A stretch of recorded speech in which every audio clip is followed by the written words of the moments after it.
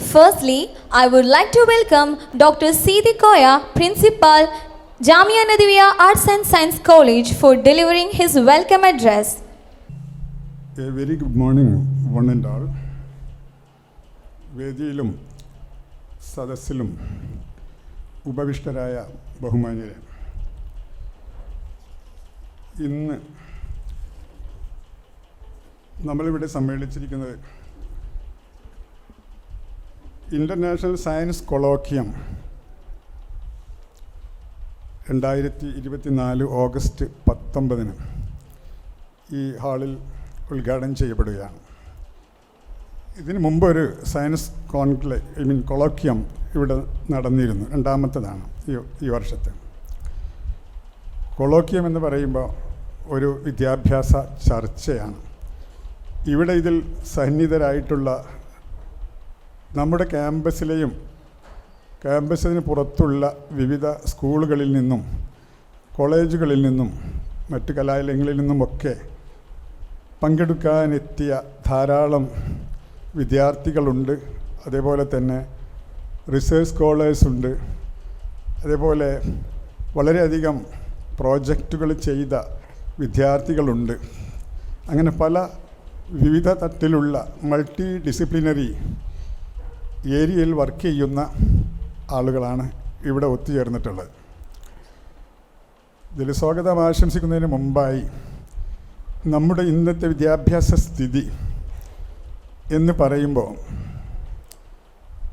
പണ്ടൊക്കെ ടീച്ചേഴ്സ് ആയിരുന്നു സ്റ്റേജിൽ, teachers was or the sage was on the stage എന്നാണ് പറഞ്ഞിരുന്നത്. ഇപ്പോൾ the sage or the teacher is on the side and the students are in the forefront of the stage now. കാലഘട്ടം മാറി, വിദ്യാർത്ഥികളാണ് ഇന്ന് സ്റ്റേജിൽ നിൽക്കുന്നത്, അധ്യാപകർ സൈഡിലാണ്. അവരൊരു ഫെസിലിറ്റേറ്ററുടെ ധർമ്മമാണ് നിർവഹിക്കുന്നത്. പഴയ കാലത്ത് അധ്യാപകൻ എന്ത് പഠിപ്പിക്കുന്നു അതൊക്കെ കേട്ട് പരീക്ഷ എഴുതി മാർക്കും വാങ്ങി സർട്ടിഫിക്കറ്റും വാങ്ങി പോകുന്നൊരു കാലഘട്ടമാണ്. ആ കാലഘട്ടം കഴിഞ്ഞുപോയി. ഇന്നത്തെ കാലം പുതിയ വിദ്യാർത്ഥികൾ ഒരുപാട് ഫ്ലിപ്ഡ് ക്ലാസ് റൂം എന്നാണ് പറയുക, ഫ്ലിപ്ഡ് ക്ലാസ് റൂം. അതേപോലെ തന്നെ കൊളാബറേറ്റീവ് ലേണിംഗ്, ഇങ്ങനെയുള്ളൊരു സിസ്റ്റത്തിലാണ് ഇപ്പം നമ്മൾ നിലകൊള്ളുന്നത്.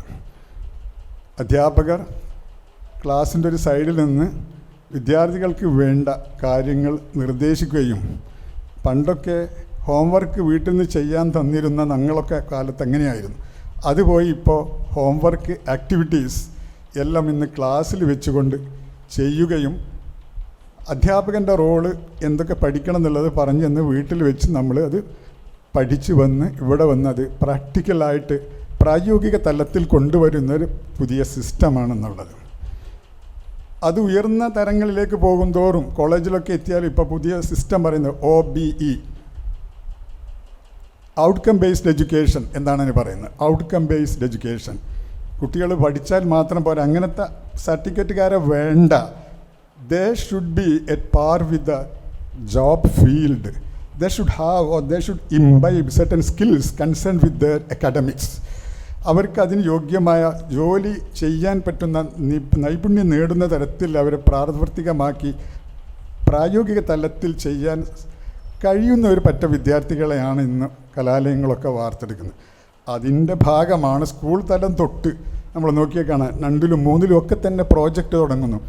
വീട്ടിലുള്ള അമ്മമാർക്കും ഉമ്മമാർക്കും അതേപോലെ തന്നെ മറ്റുള്ള അയൽപക്കത്തുള്ളവർക്കൊക്കെ പ്രശ്നങ്ങൾ ഉണ്ടാക്കുന്ന രൂപത്തിൽ കുട്ടികൾ ചില ഇഷ്യൂസ് കൊണ്ടുവരികയാണ്. എങ്ങനെ ഒരു പ്രോബ്ലം സോൾവ് ചെയ്യാൻ സാധിക്കും, അതിന് പറ്റുന്ന രൂപത്തിലുള്ള കാര്യങ്ങൾ അധ്യാപകർ കുട്ടികൾ കൊടുത്ത് കുട്ടികൾ തന്നെ അത് കണ്ടുപിടിച്ച് മാതാപിതാക്കളുടെ സഹായത്തോടു കൂടി ചെറിയ ക്ലാസ്സുകളിലൊക്കെ ഉയർന്ന തലത്തിൽ അവർ വായിച്ചെടുത്ത് ഇൻ്റർനെറ്റിലൂടെയും മറ്റുള്ള അക്കാഡമിക്കായിട്ട് കിട്ടാവുന്ന മെറ്റീരിയലെല്ലാം കളക്ട് ചെയ്ത് പഠിച്ച് എങ്ങനെ എൻ്റെ അറിവെന്താണ്, നോളജ് മാത്രം പോരാ, അതേപോലെ തന്നെ സ്കിൽ മാത്രം പോരാ, ഓരോ കുട്ടിക്കും ആപ്റ്റിറ്റ്യൂഡ് വേണം. ഓരോ കുട്ടിയുടെയും അഭിരുചി അനുസരിച്ചാണ് അവൻ അല്ലെങ്കിൽ അവൾ അവരുടെ സബ്ജക്റ്റ് തിരഞ്ഞെടുക്കുന്നത്. അങ്ങനെ ആപ്റ്റിറ്റ്യൂഡും സ്കില്ലും നോളജുമുള്ള വിദ്യാർത്ഥികൾ, അതേപോലെ വെറും ഓർമ്മിക്കുന്ന കാര്യങ്ങൾ ഓർമ്മിച്ച് വെച്ച് പഠിക്കുന്ന ഒരു പറ്റം തലമുറയെ അല്ല നമുക്ക് വേണ്ടതെന്നാണ് ആൽബർട്ട് ഐൻസ്റ്റീൻ തന്നെ പറഞ്ഞത്.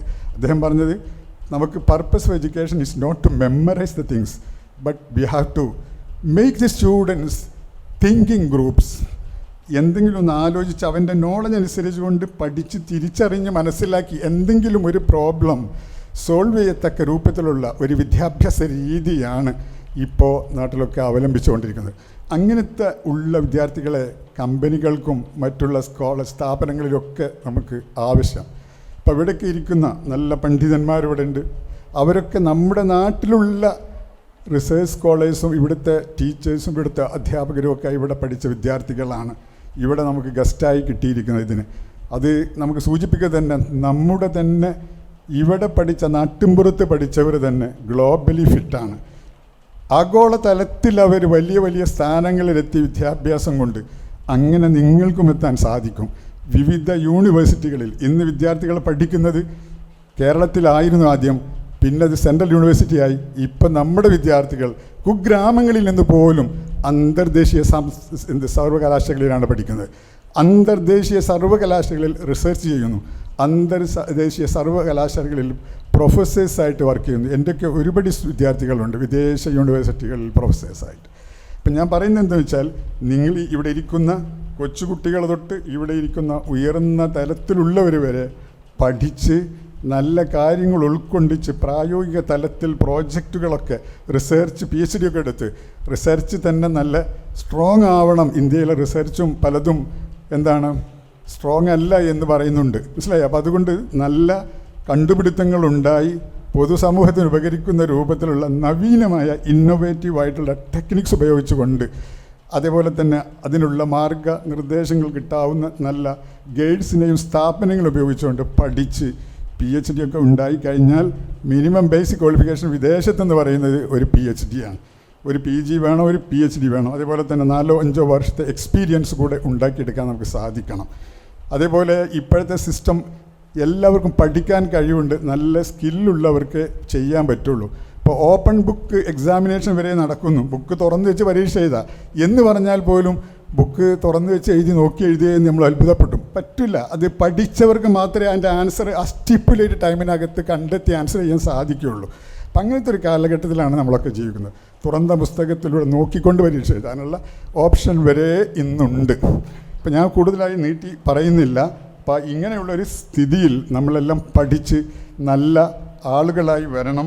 അതേപോലെ തന്നെ ഇന്നിവിടെ പ്രസൻറ്റ് ചെയ്യാനുള്ള പ്രോജക്റ്റുകൾ, പലതരത്തിലുള്ള പ്രോജക്റ്റുകളുണ്ട്. സ്കൂൾ കുട്ടികളുടേതുണ്ട്, ഹൈസ്കൂൾ സെക്ഷനുണ്ട്, അതേപോലെ ട്രെയിൻ കോളേജുണ്ട്, മറ്റുള്ള സയൻസ് കോളേജുകളിലുള്ള വിദ്യാർത്ഥികളൊക്കെ പലതരത്തിലുള്ള പ്രോജക്റ്റുകളും അവരുടെ സ്റ്റഡീസ്, അതിൽ ഫൈൻഡിങ്സ്, അതൊക്കെ ഇന്നിവിടെ പ്രസൻറ്റ് ചെയ്യുന്നുണ്ട്. അപ്പം നമ്മൾ സ്കൂൾ തലത്തിൽ തൊട്ട് തന്നെ ഇത്തരത്തിലുള്ള പ്രോജക്ട്സുകളൊക്കെ എടുത്ത് നല്ല വർക്ക് ചെയ്ത് നന്നായി പ്രസൻറ്റ് ചെയ്യാനുള്ള കഴിവുള്ളവരായി നിങ്ങൾ മാറണം. അതാണ് ഇത്തരത്തിലുള്ള എഡ്യൂക്കേഷണൽ കൊളോക്യത്തിൻ്റെ ഉദ്ദേശം. അത് പഠിച്ച് നിങ്ങൾക്ക് ഇവരൊക്കെ കാണുമ്പോൾ, നമ്മുടെ ഇവിടെ മുന്നിലിരിക്കുന്ന സയൻറ്റിസ്റ്റുകളൊക്കെ അവരൊക്കെ കാണുമ്പോൾ നിങ്ങൾക്കും ചിലർക്കെങ്കിലും അങ്ങനെയുള്ള സ്ഥാനത്തേക്ക് എത്താൻ സാധിച്ചാൽ അത് വളരെ നല്ലതാണ്. അതിനുള്ളൊരു എക്സ്പോഷറാണ് ഇതുവഴി നമുക്ക് ലഭ്യമാവുന്നത്. ഞാൻ കൂടുതലായി ഒന്നും നീട്ടി പറയുന്നില്ല. ഈ പരിപാടിയുടെ ഔപചാരികമായ ഇതിൽ അധ്യക്ഷ സ്ഥാനം വഹിക്കുന്നത് നമ്മുടെ ഡയറക്ടറാണ്, നമ്മുടെ ജാമ്യ സ്ഥാപനങ്ങളുടെ മേധാവി ആദിൽ ലത്തീഫ് സലാഹിയാണ്. നമ്മുടെ കാര്യങ്ങളെല്ലാം ഇവിടെ നടത്താനുള്ള എല്ലാ മാർഗനിർദ്ദേശങ്ങളും ഇതിനു വേണ്ട എല്ലാ സഹായ സഹകരണങ്ങളും ചെയ്തു തന്ന ഡയറക്ടറെ ഞാൻ ഈ വേദിയിലേക്ക് ഹാർദവമായി സ്വാഗതം ആശംസിക്കുന്നു. ഇതിൻ്റെ ഔപചാരികമായ ഉദ്ഘാടന കർമ്മം നിർവഹിക്കുന്നത് ഡോക്ടർ ഷഫീർ കളത്തിൽ.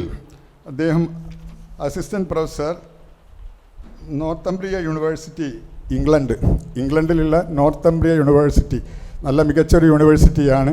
QS റാങ്കിങ്ങിൽ നല്ല റാങ്കിങ് ഉള്ള ഒരു സ്ഥാപനമാണ് നോർത്തംബ്രിയ യൂണിവേഴ്സിറ്റി എന്ന് പറയുന്നത്. അപ്പം അങ്ങനത്തെ ഒരു സ്ഥാപനത്തിലൊക്കെ ജോലി ചെയ്യാൻ കിട്ടുക എന്നുള്ളത് വലിയൊരു ഭാഗ്യമാണ്. അങ്ങനത്തെ ഒരു റിസർച്ച് ഫീൽഡിൽ വർക്ക് ചെയ്യുന്ന ഒരു പ്രൊഫസറെ നമുക്കിവിടെ കിട്ടുക എന്നുള്ളത് അതിനേക്കാൾ ഭാഗ്യമാണ്. അദ്ദേഹത്തെയും ഞാൻ ഈ വേദിയിലേക്ക് ഹാർദമായി സ്വാഗതം ആശംസിക്കുന്നു. ഇതിൻ്റെ പ്രോജക്റ്റ് ലോഞ്ചിങ് നടത്തുന്നത് doctor Waseel, chief academic officer. അദ്ദേഹം ഇവിടുത്തെ അക്കാഡമിക് കാര്യങ്ങളെല്ലാം കോർഡിനേറ്റ് ചെയ്ത് കൊണ്ടുപോകുന്നു. വിദ്യാർത്ഥികളെ കൂടുതൽ സയൻറ്റിഫിക് ആയിട്ടുള്ള മേഖലകളിലേക്ക് മാർഗനിർദ്ദേശം നൽകിക്കൊണ്ടവരെ മെല്ലെ മെല്ലെ ഉയർത്തിക്കൊണ്ടുവരുന്ന അദ്ദേഹത്തെയും ഞാൻ ഈ വേദിയിലേക്ക് സ്വാഗതം ആശംസിക്കുന്നു. നമ്മുടെ മാനേജ്മെൻറ്റ് ട്രസ്റ്റി മെമ്പർ, മുൻ PSMO കോളേജ് പ്രൊഫസർ പ്രിൻസിപ്പൽ അസീസാർ ഇവിടെ ഉണ്ട്. അദ്ദേഹത്തെ ഞാൻ ഈ വേദിയിലേക്ക് ഹാർദമായി സ്വാഗതം ആശംസിക്കുന്നു. ഇതിൽ ആശംസകൾ അർപ്പിക്കുന്നത് KV Abubakar sir, assistant administrator Jamia Nadwiya Edavanna institutions. അദ്ദേഹം നമ്മുടെ കൂടെയുണ്ട്. അദ്ദേഹം വളരെ ആവേശത്തോടു കൂടി കാര്യങ്ങളൊക്കെ ചെയ്യാനും ഇതിൻ്റെ ഏത് പ്രവർത്തനവും അതിനു വേണ്ട മാർഗനിർദ്ദേശങ്ങൾ വിജയകരമായി പൂർത്തീകരിക്കുന്നതിന് സഹായിക്കുന്ന വ്യക്തിത്വമാണ്. അദ്ദേഹത്തെയും ഞാൻ ഈ വേദിയിലേക്ക് ഹാർദമായി സ്വാഗതം ആശംസിക്കുന്നു. അതേപോലെ നമ്മുടെ training college principal doctor Abdul Gafoor, അദ്ദേഹം ഇവിടെ ഈ വേദിയിലുണ്ട്. അദ്ദേഹം ട്രെയിനിങ് കോളേജിൻ്റെ കാര്യത്തിലും അതേപോലെ മറ്റുള്ള നമ്മുടെ പൊതു കാര്യങ്ങളിലൊക്കെ പരസ്പരം കോളേജുകളൊക്കെ അങ്ങോട്ടും ഇങ്ങോട്ടും കോർഡിനേറ്റ് ചെയ്ത് പ്രവർത്തനങ്ങൾ കൈകാര്യം ചെയ്യുന്നതിലും വളരെ സാമർത്ഥ്യത്തോടെ പ്രവർത്തിക്കുന്ന അദ്ദേഹത്തെയും ഞാൻ ഈ വേദിയിലേക്ക് സഹർഷം സ്വാഗതം ചെയ്യുന്നു. അതേപോലെ ഇതിൽ നന്ദി പ്രകാശിപ്പിക്കുന്നതിന് mister Shameem, higher secondary school teacher physics, അദ്ദേഹത്തെയും ഞാൻ ഈ വേദിയിലേക്ക് സ്വാഗതം ആശംസിക്കുന്നു. ഇതിൻ്റെ പ്രസീഡിയം നിയന്ത്രിക്കുന്ന Shukoor Salahi, Mansoor Ali Valparai, professor Abdul Salam sir, mister Qudratullah Nadvi, mister Nawas Salahi, എല്ലാവരെയും ഞാൻ ഈ വേദിയിലേക്ക് ഹാർദവമായി സ്വാഗതം ചെയ്യുന്നതോടൊപ്പം ഇവിടെ എത്തിയിരിക്കുന്ന വ്യത്യസ്ത സ്ഥാപനങ്ങളെ പ്രതിനിധീകരിച്ചിട്ടുള്ള ഡെലിഗേറ്റ്സ്, പ്രിയപ്പെട്ട വിദ്യാർത്ഥിനികൾ, ടീച്ചേഴ്സ്, നോൺ ടീച്ചിങ് സ്റ്റാഫ്, എല്ലാവർക്കും ഹാർദവമായി സ്വാഗതം ആശംസിച്ചുകൊണ്ട് എല്ലാവർക്കും ഒരിക്കൽ കൂടി ഹാർദവമായി സ്വാഗതം ആശംസിച്ചുകൊണ്ട് ഞാൻ വാക്കുകൾ ഉപസംഹരിക്കുന്നു. വാഹൃദവാന അൽഹംദുലില്ലാഹി റബ്ബിൽ ആലമീൻ. അസ്സലാമു അലൈക്കും വറഹ്മത്തുള്ളാഹി. Thank you very much.